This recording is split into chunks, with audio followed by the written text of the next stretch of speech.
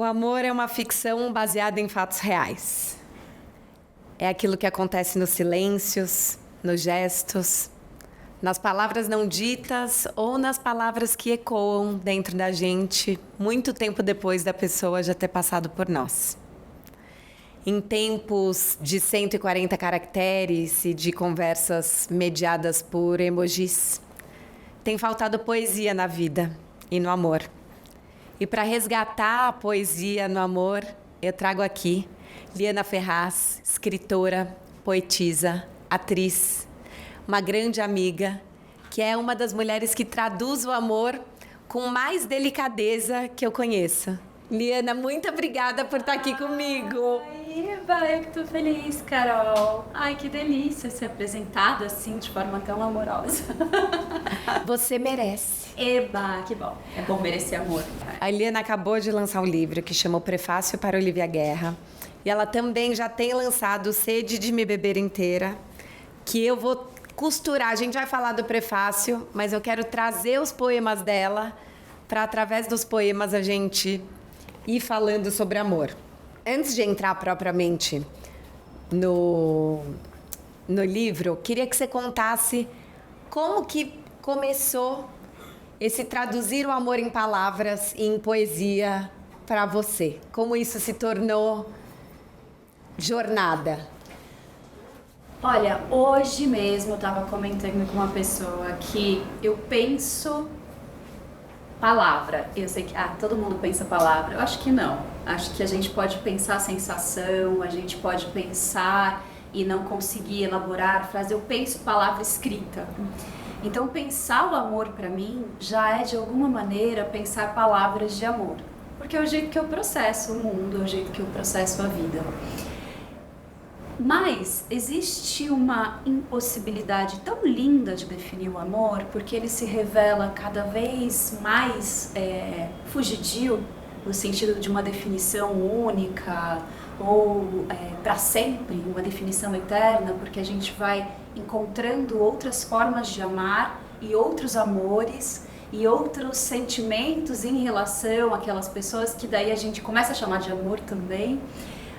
E essa falta, né, dessa captura do que é amor me fez entender que a forma de falar de amor para mim tinha que ser poesia, porque a poesia não define, a poesia não fecha, a poesia não quer ser conceito, a poesia não quer ser palavra de dicionário, a poesia quer passar, quer escorregar, quer deixar um cheiro, deixar um restinho, deixar uma sensação. Então, não tem como, para mim, pensar o amor sem pensar poeticamente. É o jeito que eu... Agora, por que eu faço isso e como eu faço isso, de verdade, eu meio que não sei. É o jeito que eu penso as coisas, sabe? E você sente que tem faltado poesia nas nossas relações amorosas e afetivas, no geral? Sim, acho que sim. A poesia, ela, apesar de não ser conceito, ela entrega muito pro outro. Quando eu escrevo, eu falo, uma coisa é isso, eu tô te dando o que eu acho. Quando eu escrevo as coisas poeticamente, eu tô deixando você achar comigo alguma coisa. Nós duas vamos entender o que é aquilo. O poeta escreve, o leitor lê, né? E juntos eles constroem o significado daquilo, ou o sentido daquilo. Então falta poesia no amor porque falta coragem de deixar um pouco para o outro. As definições, elas são uma forma de controle, e a poesia, a meu ver, não tem nada a ver com controle. Então, mais do que pensar no bonitinho disso, porque às vezes a gente pensa na poesia, a gente pensa nessa coisa sublime, nessa coisa pensando na beleza, essa coisa etérea, essa coisa cuti-cuti. Eu acho que a poesia, além disso, que ela pode ser isso, mas para além disso, ela é um espaço, ela é um vazio que é preenchido pelo outro. Então, quer coisa mais amorosa que isso, mas é um jeito de ter coragem, você entregar um pouquinho do controle, digamos, para o outro, para ele preencher o sentido. É lindo isso. E acho que tem um lugar, te ouvindo falar, me ressoou muito o como a poesia entrega e como ela vem do coração mesmo, né? Porque acho que a gente vive em tempos tão racionais que a gente quer falar a coisa certa, escrever da forma mais correta possível. Aí você usa o chat GPT para pegar a referência, para mandar para a pessoa. Você quer se fazer ser entendido, muitas vezes de algo que nem você entende o que está acontecendo com você. Ou tem que ter a coisa da lacração, do ter razão, quando a gente está tendo uma discussão com alguém que a gente ama. E, de repente, a hora que você coloca a poesia, é quase como se você deixasse escorrer um pouco do sentimento, né? Assim, deixa eu baixar a guarda e... É assim que vibra em mim, né? Assim que a relação tá vibrando em mim agora. Agora, acho que essa é a palavra. É assim que a relação tá vibrando em mim agora. É isso que eu sinto agora. A poesia também, como ela não quer ser uma definição, talvez ela não valha para sempre, né? E isso eu acho muito bom, essa renovação do pacto, né? Agora tem isso, você falou, né, do querer estar certo, e para além disso, existem os códigos, né? E como eu disse, a poesia não é uma palavra de dicionário, a poesia ela não tem um código definido. E tem os códigos dessas relações. Escreveu de tal jeito, mandou tal reação, fez tal coisa, então é isso. Daí eu respondo assim. Tem um processamento, como você disse, muito mental e muito medroso mesmo, né? De dizer qualquer coisa que possa parecer que eu tenho algum envolvimento. E eu sempre fico pensando, é possível não ter um envolvimento? Não sei, eu acho impossível não me envolver com as pessoas. Eu não tô nem falando de amor romântico, de amor nesse aspecto sexual, nada disso. Mas eu me envolvo com as pessoas. Tipo, então, esse desejo de parecer distante como um código que você sempre vai fugindo de qualquer manifestação afetiva, pra mim é bizarro, assim, de verdade, é bizarro. Não que eu não faça isso, acho que todo mundo faz porque a gente sabe o mundo que a gente vive e quer se proteger um pouco também. Sim. Mas se for pensar em termos de relações humanas, acho que a gente só tem a perder. E a poesia pede presença pra gente, né? Porque, assim, não dá pra ler uma poesia ou ouvir uma poesia na velocidade 2, que às vezes a gente ouve o áudio de uma amiga que tá contando uma coisa importantíssima. Então tem um lugar do desacelerar para poder receber. E eu sinto que a gente não tem desacelerado para encontrar. E aí a gente reclama que tá com o amor desencontrado, né? Você sabe que é uma coisa que eu vou até contar aqui de você? Sim! Que eu acho que uma das coisas mais bonitas que você tem, Carol, e a gente passou aqui uns dias juntas, é que eu sinto que você realmente se disponibiliza a escutar. Obrigada. A estar junto com as pessoas. E esse é um lugar da poesia. A poesia quer ser escutada, né? Quer abrir um espacinho em alguém. Eu te acho muito poesia. Muito obrigada, que lindo! Mas é declaração de amor, né, amiga? Estamos aqui também pra isso. Fazendo amor. Isso é fazer amor, né? Tem uma poesia sua que fala: textos de amor me dão medo. Mas não é do texto que eu sinto medo. É do amor. Você sente que as pessoas estão mais com medo de amar? Completamente. Completamente. Amar é se colocar vulnerável. É se colocar frágil em relação a alguém. Não estamos num tempo muito bonito de parecer frágil, né? Muito carão, né? Sabe que essa crise eu tive como escritora? Por quê? Eu não sei, agora eu tô super fazendo carão também, engraçado, né? Mas antes de eu falar, sou escritora, eu tinha uma impressão que as escritoras tinham muito carão. Que era sempre uma foto que tá assim, pá, pá. E aí eu me olhava ali no espelho e falava, eu não tenho carão. Cadê Strike the Pose, né? Vem um Vogue da Madonna e você fala, não tem aqui. Eu acho que eu não tenho essa força toda de fazer esse carão com tanta certeza. Acho que tá aí também, né? Eu sou uma pessoa que questiona tanto tudo que me parece que esse carão é um lugar da certeza. Então também fica o registro de que esse carão, muitas vezes, é só um carão mesmo, que por dentro a gente tá cheio de balanço, assim, né? Cheio de dúvida. Então, os textos de amor e o amor tiram o nosso carão, né? A gente não consegue fazer carão. Então acho que tá dando muito medo mesmo. Porque não tem a ver com imagem. E de ser inteira, né? Que aí tem até um outro poema que eu separei, que ela fala assim: quando eu inteira, você parte. Você só me ama fatiada. Da imensidão de mulher que sou, você não sabe quase nada. Eu gosto desse. Nossa, eu acho lindo! Tem uns preferidinhos, esse é um dos preferidinhos.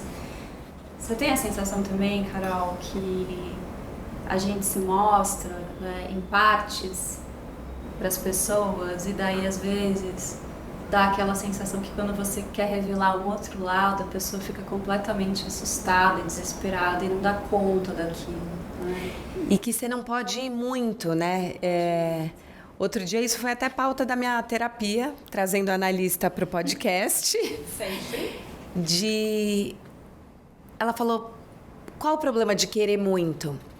Porque eu falei, exatamente articulando isso como se tivesse um efeito colateral de querer muito alguma coisa ou alguém. E acho que principalmente nós mulheres aprendemos que a gente não pode querer muito nada. Você não pode querer comer muito, porque senão você vai engordar e uma mulher não poderia ser gorda, o que é um absurdo e a gente tem discutido a gordofobia, mas a gente cresceu, né? Não vai repetir, não pode comer muito. Não pode querer muito amar alguém, porque senão assusta, né? Vira e mexe eu ainda escuto, assim, amigas que são bem desconstruídas até, mas falam, mas será que não estava dando a entender que você estava interessada? Como se, assim, demonstrar interesse fosse demonstrar desespero. Então, parece que o ser inteira, né? É bem isso que você escreve. Quando eu inteira, você parte. E um dia uma seguidora me escreveu e me marcou tanto porque ela falou... Eu sempre me contive. Eu aprendi desde pequena a coisa do encolhe a barriga. Uhum. E que daí ela ficava assim, encolhidinha... E como isso foi pautando a vida dela. Então, ela fala, às vezes eu estava sozinha em casa, mas eu encolhia a barriga, porque eu não podia soltar e ser inteira. E daí você encolhe a barriga, e encolhe a fala, e encolhe o sentimento, e encolhe o interesse. Sim. E parece que a hora que você solta, as pessoas... vai ser demais. Pouca gente vai bancar isso, né? Mas pouca gente vai bancar. E acho que tem uma coisa também da gente...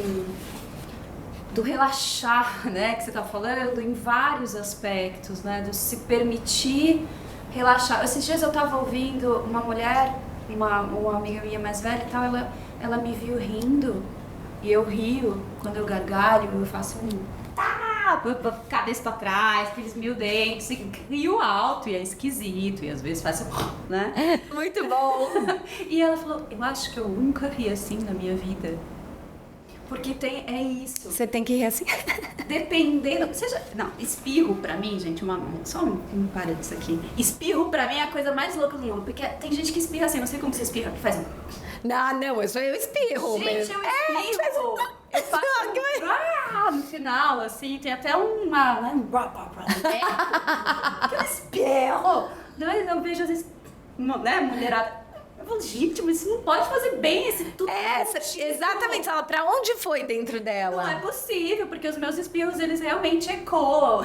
Muito bom. Mas é isso, né? E do quanto a gente também precisa mostrar uma ou outra coisa, porque já que a gente não pode querer, a gente precisa ser querida, né? Então imagina que alguém vai querer uma mulher que espirra, né? Vão querer aquilo...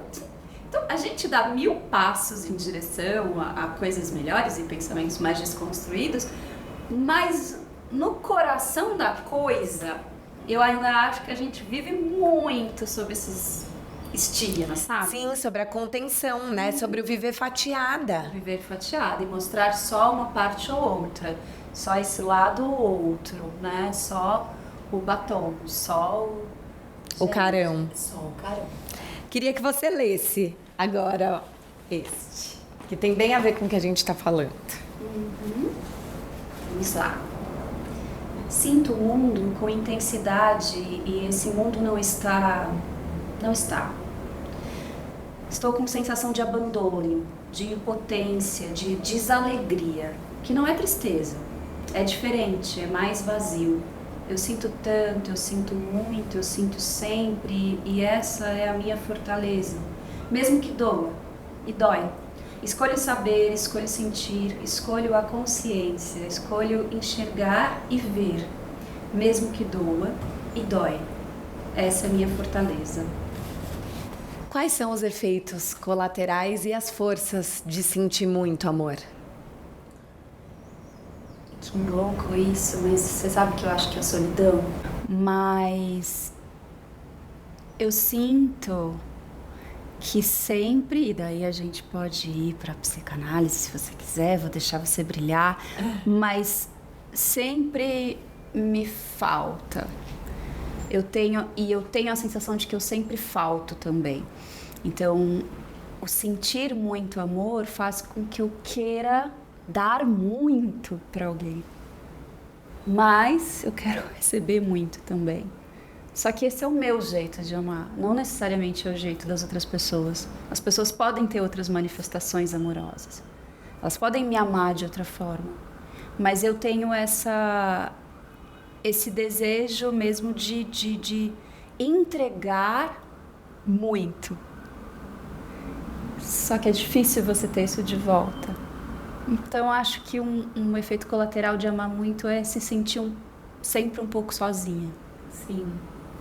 E aí pensando na psicanálise, acho que tem um lugar a gente não lida com a falta bem, né? E a gente nega que todos nós temos um desamparo estruturante.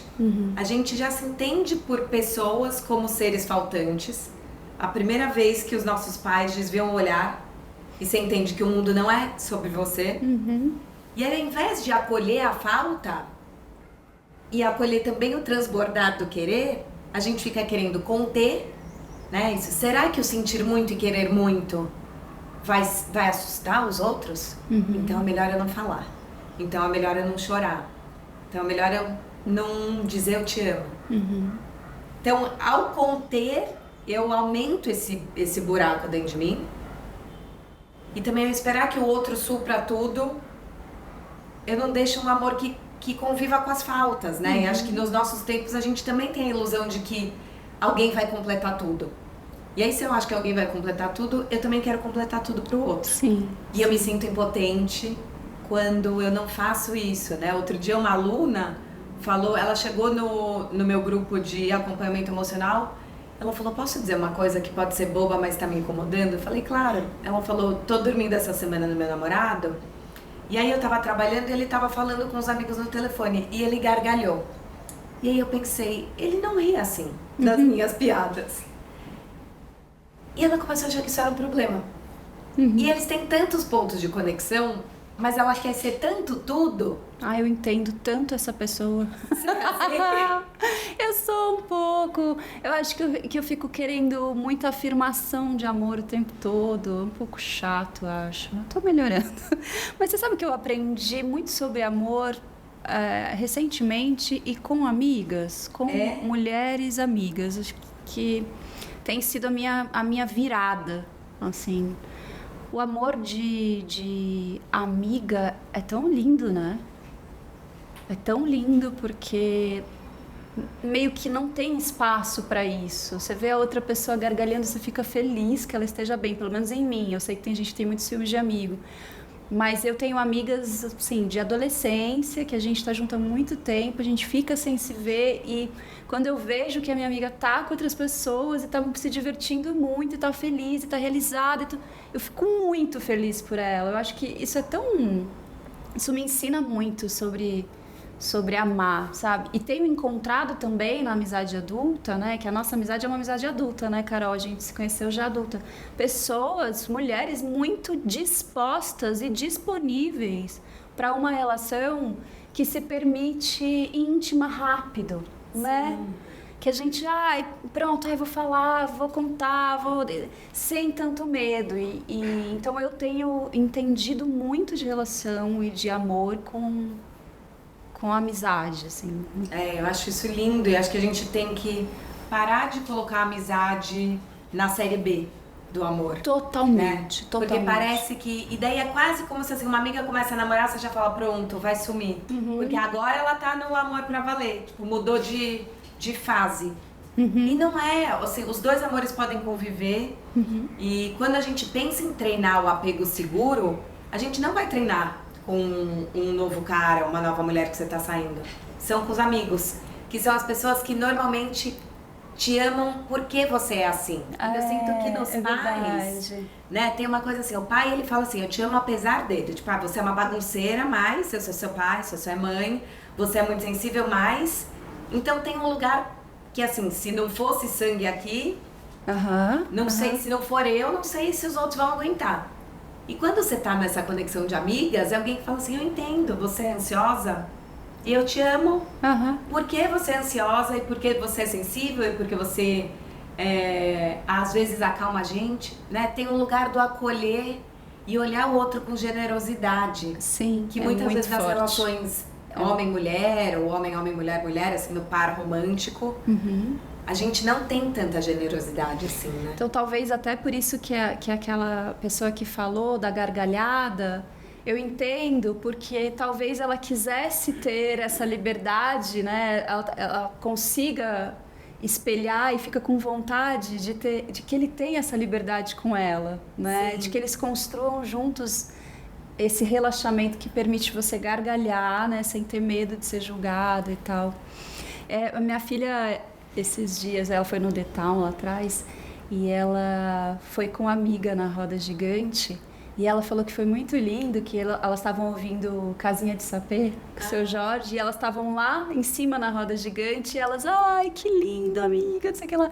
Eu falei, filha, você tem noção de que você viveu um momento muito, muito especial, muito amoroso e que, assim, que bom que elas são amigas desde que elas são muito pequenininhas, elas são, tipo, muito grudadas. Que bom que era com a sua amiga e não com um namorado que pode ser que você nem veja mais daqui a pouco, porque você criou uma memória. E é interessante isso, né? Como a gente começa já e ela super entendeu. E eu penso assim, quando eu tinha a idade dela, talvez eu não entendesse. Talvez eu achasse, poxa, eu queria estar aqui com um cara, sabe? Pra viver esse grande momento. E ao invés de você estar lá curtindo, você tá no celular, stalkeando o cara. Ela veio assim como um relato de um momento inesquecível. Essa música, que é uma música que talvez seja atribuída ao amor romântico, né? Jogue suas mãos para o céu e agradeça se acaso tiver. E elas viveram esse momento entre elas, as amigas, assim. Eu achei isso muito simbólico. Isso é muito bonito. Muito, né? É uma cena de amor. É muito. Quem me dera viver o presente com a intensidade da saudade que eu sinto. Ai, essa também eu gosto. Isso é coisa de canceriano, né? Canceriano. Eu não entendo nada de signo, mas eu me identifico muito com o meu. É uma saudade, é uma vontade de entrar na casa de infância. Eu sonho, às vezes, que eu entro na minha casa de infância e vejo e sento no sofá e fico e falo, nossa, aqui, ali, sabe? Sim. Eu tenho essa vontade de viver um pouco de novo o passado, mas já com a consciência que eu tenho hoje de que passa rápido, de que acabou, de que... não precisa ficar tão ansiosa com o futuro, que ele vai chegar de qualquer jeito. Tem até um outro que você fala, né? Quero aprender a viver como se tivesse morrido e ganhasse mais uma chance. Esse também eu gosto. É da mesma galera. É o mesmo cardápio. E esse tem uma história. Conta. Pode contar? Sim. Que também é de amor. Eu tava com a minha filha. Minha filha me dá muitos poemas, né? E ela era pequenininha, ela tava fazendo balé e tal. E ela criança no balé, a coisa mais bonitinha, né? Com aquela sainha, com aquela coisinha assim, aquele... Eu amo.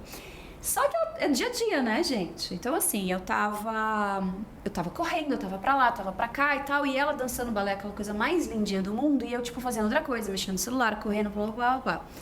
E eu vi um pai acompanhando a filha no balé, e ele estava sentado assim, olhando para ela de um jeito que foi muito impactante para mim. Eu olhei e falei assim, a sensação que eu tive é que esse pai tinha já perdido tudo aquilo e estava tendo uma outra chance. E aí eu fiquei pensando na radicalidade disso, né? Se você tivesse a oportunidade mesmo, oportunidade concreta, que momento você quer viver de novo? E como é que você olharia para isso dessa vez? E eu tive a sensação nesse pai de que ele estava vivendo aquilo como uma chance. Acho, né? Não é um fantasma. Ele simbolicamente, ele tinha talvez desperdiçado muito e ele tinha isso no corpo, ele tinha isso nos olhos. E daí eu escrevi isso. Lindo. Foi para esse pai, vendo a filha dançando balé. Te ouvindo, eu fiquei pensando nos amores perdidos, né? Porque quando a gente pensa amores perdidos, a gente pensa das histórias que acabaram, das pessoas que foram embora. E talvez os amores perdidos foram os que a gente não se deu a chance de estar presente, né? Porque você demora tanto para se organizar, para não ir trabalhar um dia de manhã para ver a menina no balé, e aí você está mexendo no celular, né? Quantas vezes a gente não demora também meses para marcar um encontro entre amigas e de repente tá cada uma num telefone. Então o quanto o perdido também é o não presente, né? E acho que é isso na maioria das vezes, ultimamente, assim, né? Não é o não estar, porque não veio, porque, enfim, é o não estar de verdade na relação. E esse poema foi muito disso, e foi assim, tanto que eu mudei depois disso a minha relação com aquilo. Eu falei, eu quero viver isso mesmo, acho que tem uma coisa bonita que eu tô perdendo. Você acha que se a gente tá com alguém e a gente sente que a pessoa não tá lá, a gente pode trazê-la de volta pro presente ou não? Eu espero que sim. Eu espero que a gente possa. Mas é alguém que quer voltar. Quem não quer voltar, não volta. Porque você já sentiu também que você, por desatenção, por descuido, deu aquela flutuada e alguém te traz e você fica até grata, né? Você fala, nossa, que bom que essa pessoa me trouxe, porque eu teria perdido isso. Mas a pessoa primeiro tem que saber que ela está ausente, porque tem gente ausente que jura que é presente, né? E tem que querer voltar, tem que estar a fim de fazer de volta. Daí eu acho que dá. Daí é também amor, né? Você fez um gesto, né, na hora que você falou do trazer, e eu penso que às vezes a gente não traz com delicadeza. Não é por mal, mas eu acho que a gente já está tão machucado e impaciente que às vezes a reaproximação a gente faz no soco, sabe? No susto, do tipo, mas também você não tá aqui. Eu, vai aparecer agora, depois de uma semana? Finalmente achou um tempo na agenda para mim? E daí a pessoa é reativa e ela não vem, e a gente reforça uma tese de que, tá vendo, aquela pessoa não liga pra gente. Talvez parte do ato de amor seja fazer essa reaproximação com delicadeza. Não é fingir que as coisas não aconteceram, mas é voltar fazendo um carinho, ser mais propositivo. Sim. Né? E acho que a gente anda com tanto medo de ser inteiro, de baixar a guarda, de parecer que a gente é bobo ou ingênuo. Acho que...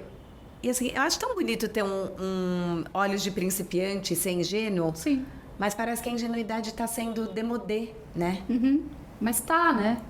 A gente tem que ter muita certeza e a gente tem que ter muito carão. Mas eu realmente não consigo imaginar amor sem a gente abrir um espaço e ser vulnerável. Porque senão fica também esse duelo, né? Duelo de carão. Deixa eu ver o quanto eu ganho de você e o quanto eu saio por cima. Né? Isso que você falou é verdade. Acho que a gente tá muito machucado mesmo. Muito. E aí tem um outro que tem a ver com isso que eu queria... Eu leio? Que você não lê. Sim. O medo do... Quem será que ela separou? Eu gosto desse também. Eu gosto de vários, né? Muito bom. É que tem os meus preferidinhos. Eu vou querer que depois você leia os preferidinhos. Os preferidinhos, tá. Texto para silêncios. Gosto de imaginar que te conto as coisas e elas voam certeiras para o seu ouvido. Que elas abrem espaço dentro e fundam casinhas. Gosto de depois contar outras coisas que vão voar de novo, certeiras, e que vão habitar essas casinhas. Gosto de ir decorando as casinhas e abrindo novos cômodos e vestindo novas roupas e trazendo novas companhias. Gosto de ajudar você a construir um novo mundo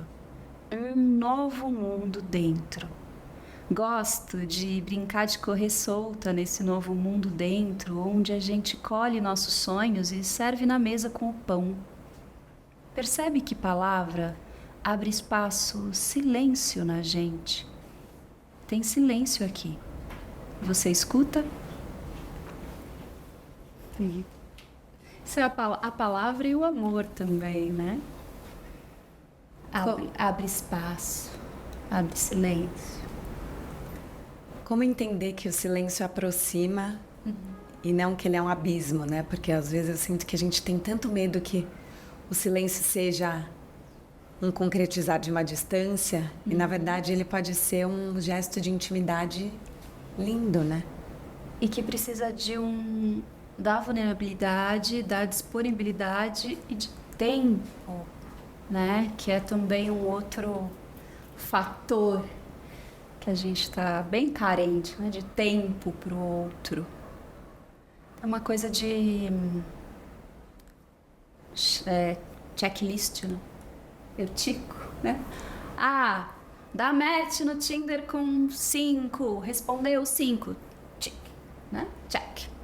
Fazer academia, check. Sair com as amigas, check.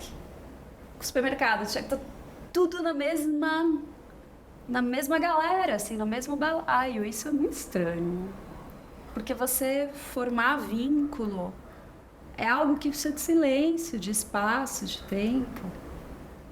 Acho estranho isso. Você acha que tá assim? Eu acho que tá muito. Eu acho que tem um lugar do imponderável, né? Eu fiquei pensando muito isso na nossa experiência da Flip, que é...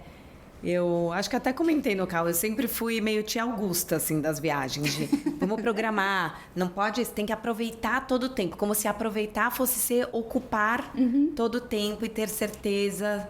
E as coisas mais lindas aconteceram no silêncio, no acaso, no você ficar 10 minutos a mais e cruzar uma pessoa, ou dar o silêncio e esperar que as coisas mudem. Eu vi uma vez uma Flip, há muito tempo atrás, Eduardo Coutinho, que é um documentarista que eu amo, e ele falava que ele começou a entender que ele estava sendo um bom documentarista quando ele dava tempo para o silêncio do entrevistado.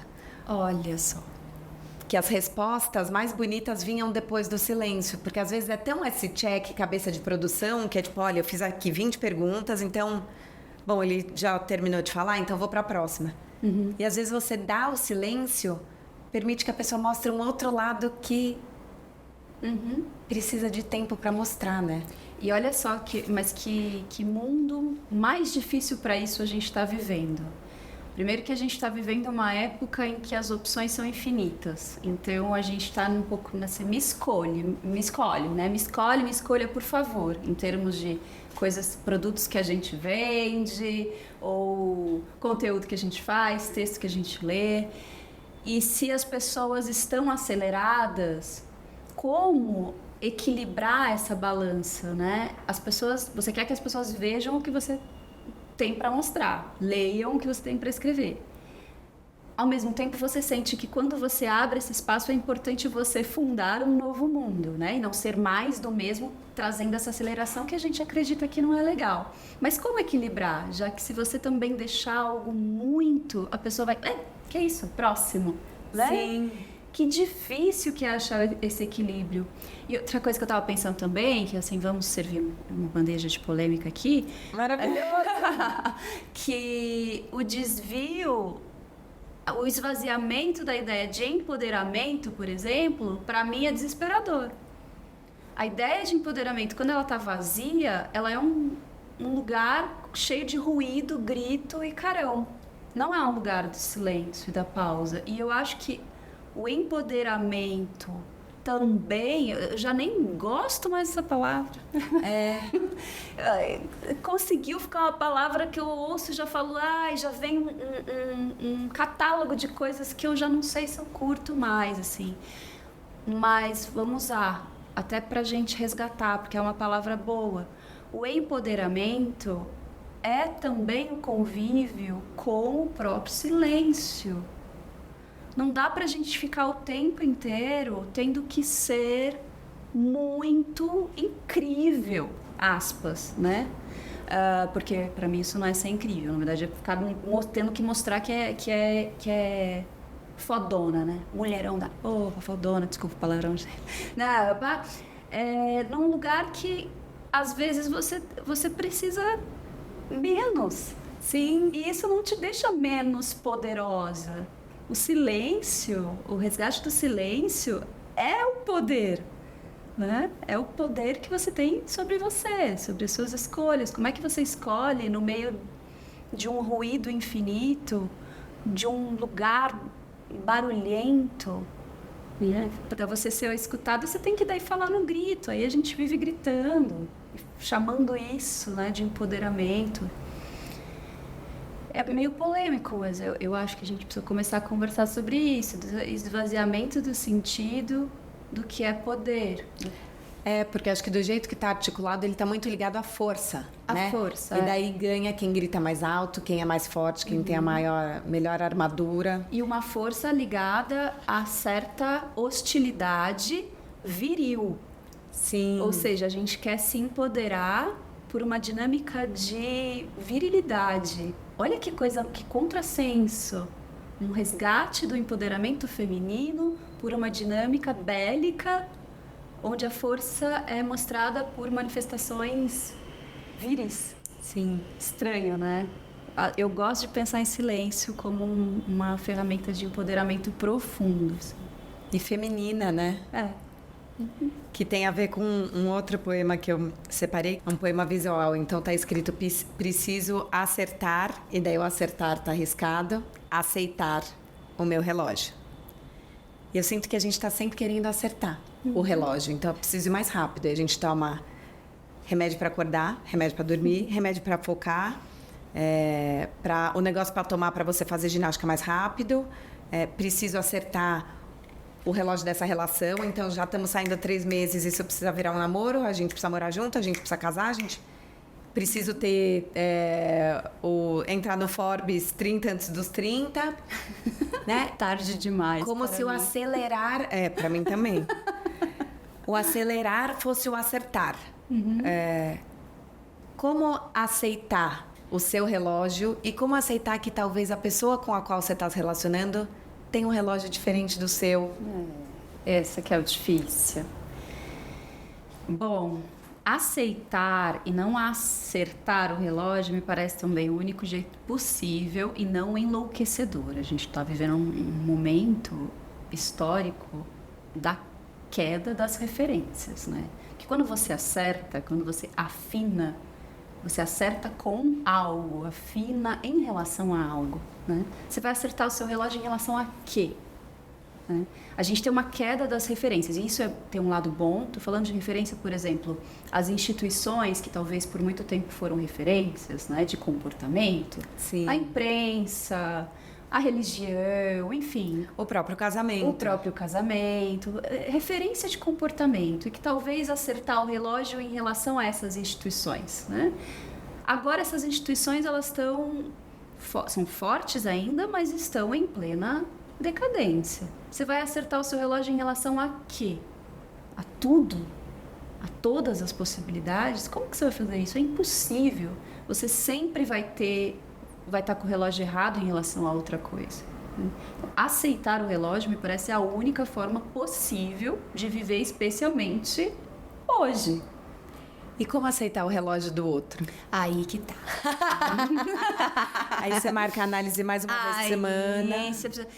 Não, mas é porque se você derruba essa ideia de acertar, já é um passinho, né? Porque você vai entender o seu próprio tempo e talvez dentro do seu próprio tempo o outro também não ocupe todas as suas horas. Sim. Né?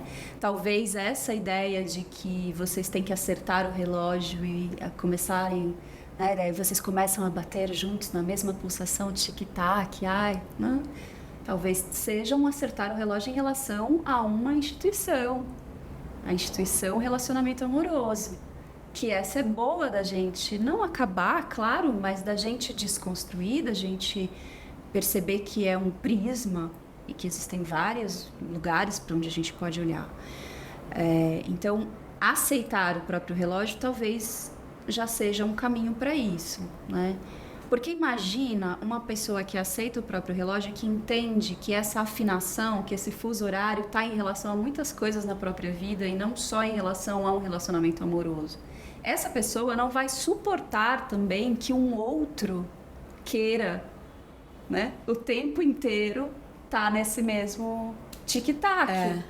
Então começa uma relação que talvez tenha um caminho menos óbvio, menos fácil, aspas de novo, porque eu acho que a gente tem essa ideia de facilidade das relações que eram muito instituídas por paradigmas, né, indiscutíveis e tudo mais. A gente tem essa ideia de facilidade porque a gente via as coisas seguindo um caminho. E daí essa ideia de seguir um caminho, um trajeto definido, talvez dê essa ideia de facilidade. Eu não acho que era fácil. Acho que nunca foi fácil. É que é um outro tipo de dificuldade. Que a gente começa a assumir um outro tipo de dificuldade, mas a gente começa a ter uma honestidade de vínculo, né? E entender que talvez seja mais pulso e menos relógio, né? Porque acho que o que eu vejo que também tem angustiado muitas pessoas é que elas esperam do outro e se cobram uma linearidade que não existe. Então, qualquer oscilação é vista como um presságio do fim. Então, mas no nosso relógio pulsava ali a cada 2 horas uma mensagem. Agora a gente está 2 dias sem se falar, algo aconteceu de errado. Ou a gente transava tantas vezes por semana. Agora faz 2 semanas que a gente não transa. Será que esse casamento está em crise? Tem um lugar do aceitar que vai oscilar. E que tá tudo bem oscilar.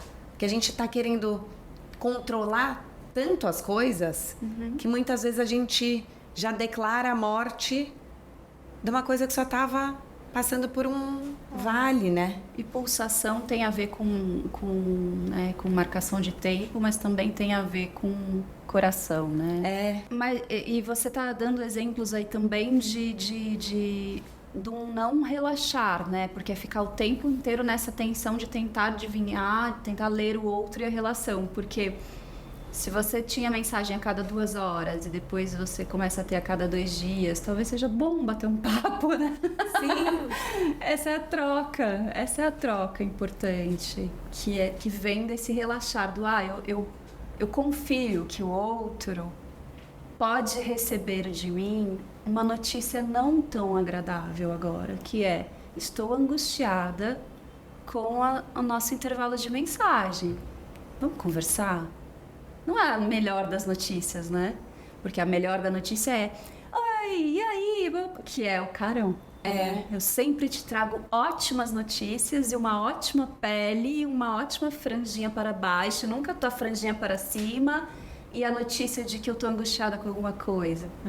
A gente precisa também se permitir trazer notícias não tão agradáveis para o outro para construir uma relação onde a gente tenha possibilidade de entender que a pessoa me ama com as minhas notícias nem sempre brilhantes né, alegres, né? Porque acho que quanto menos a gente sustenta o incômodo, o falar, tô angustiada, pra mim não tá legal, tô triste, mais você vai seguindo numa relação que é uma ficção.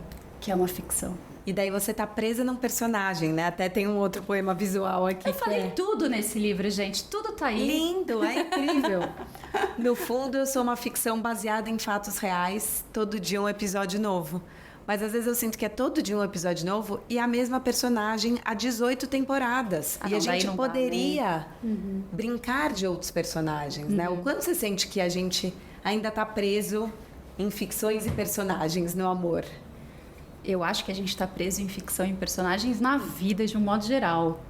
E não acho isso de todo mal. Acho que é uma constatação interessante a gente perceber também, e daí de novo polêmica, talvez muita gente não concorde, que o verdadeiro eu não existe.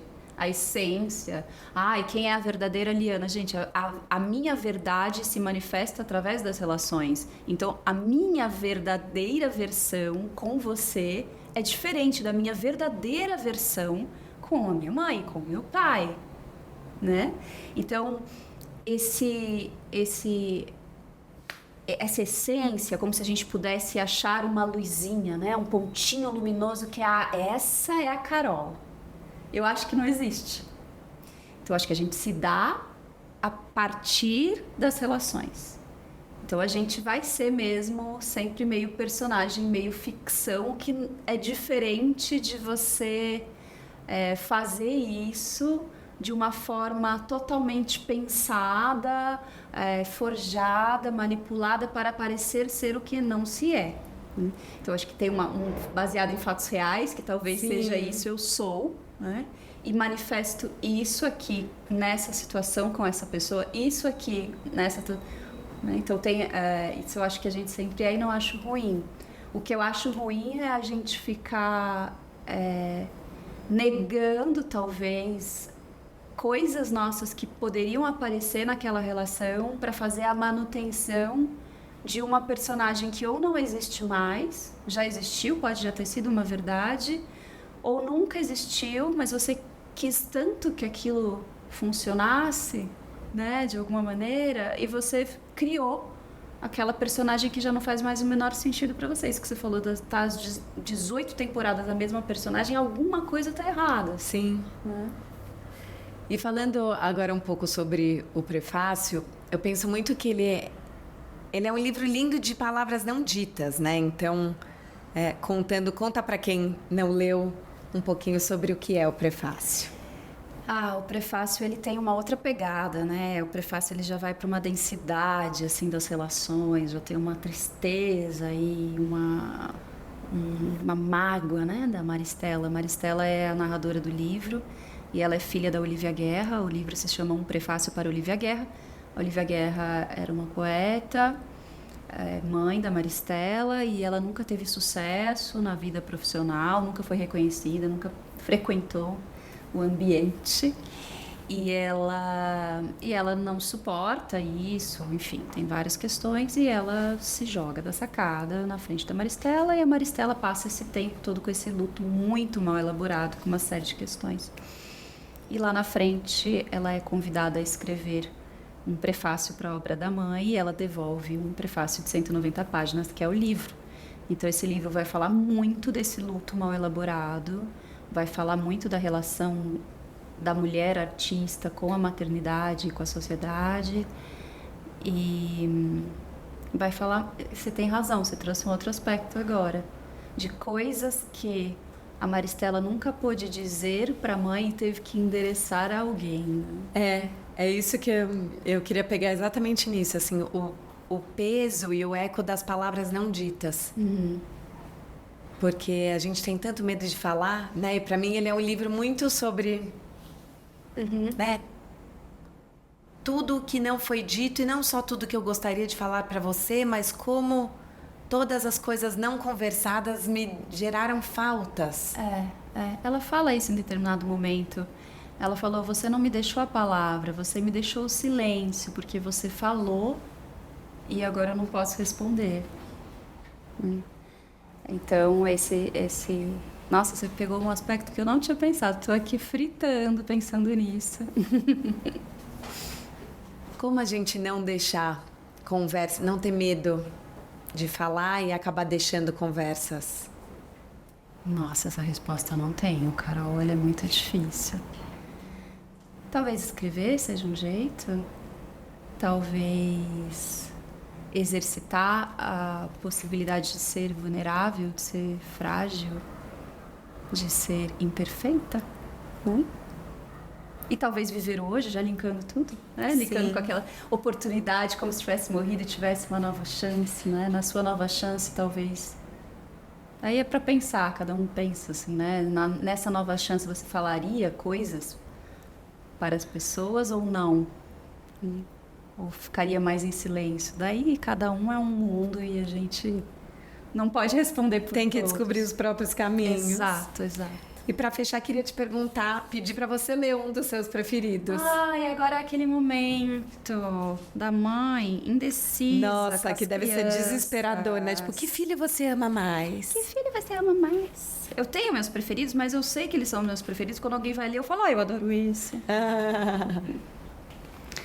Ele é menos óbvio, assim, e eu gosto porque eu escrevi em fluxo de pensamento, ou seja, eu separei 2 minutos e escrevi o que veio. Então é uma associação livre e eu gostei do que saiu. A minha pele tem poros e acho que tem bocas. E acho que tem dentes porque mastigo a vida pelo sentido. Mastigo a vida e saboreio, e pode ser que não me caia bem esse ou aquele alimento. Tenho o metabolismo acelerado e logo a vida me falta no gosto. Logo, logo a vida me dá fome de novo. Gosto de imaginar que dentro de cada poro há um pequeno túnel que leva a uma canaleta de águas limpas que se deixa beber. Minha pele não é lisa porque tato desvenda os mistérios, colocando novos mistérios neles. A flor da pele é carnívora. Que lindo! Que eu gosto desse. Que a gente possa viver o amor mais à flor da pele. A flor da pele. E não ter medo de ser carnívoro nela. De ter vontade de comer o amor, assim, de ter... Devorar. De devorar. Que a gente não tenha medo de querer muito. Sim. Minha analista vai ficar orgulhosa que eu tô Olha. falando isso no podcast. Tô fazendo uma lição de casa. Muito bem. Mas que a gente possa viver o amor com delicadeza, com fome, com sede, com poesia. Eba! E com amigas. E com amigas. Muito, muito obrigada. Obrigada, querida. Prazer foi todo meu.